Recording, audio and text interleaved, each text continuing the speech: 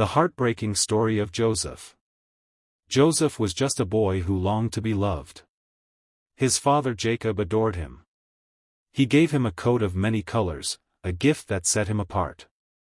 But that love only deepened the jealousy burning in the hearts of his brothers. One day, Jacob sent Joseph to the fields to check on them. When his brothers saw him coming in the distance, wearing that coat, they whispered among themselves, "Here comes the dreamer. Let us kill him, and see what becomes of his dreams." But Reuben, the eldest, tried to spare him. He said, "No. Let us not shed his blood. Throw him into a pit instead." So when Joseph arrived, smiling and unsuspecting, they surrounded him.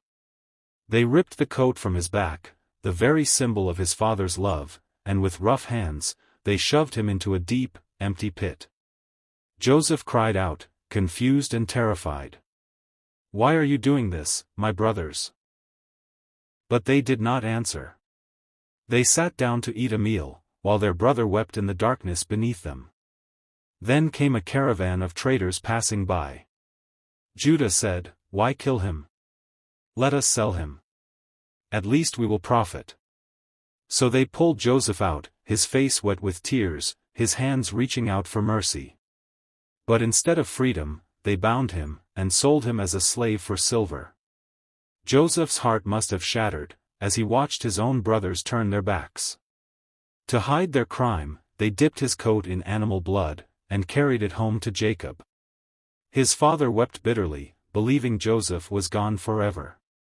In Egypt, Joseph was sold again, this time to Potiphar, an officer of Pharaoh.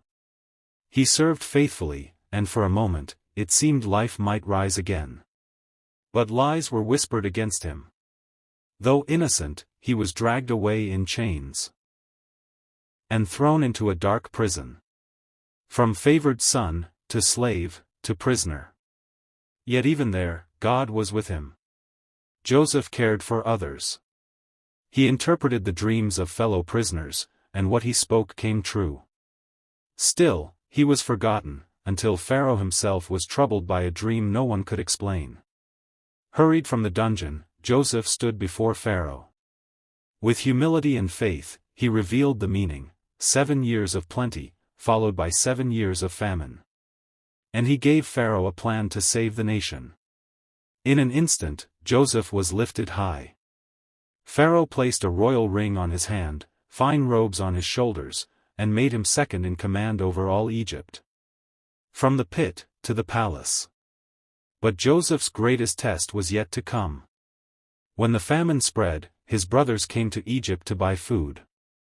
They bowed low before him, trembling, whispering to each other, "If this ruler is Joseph,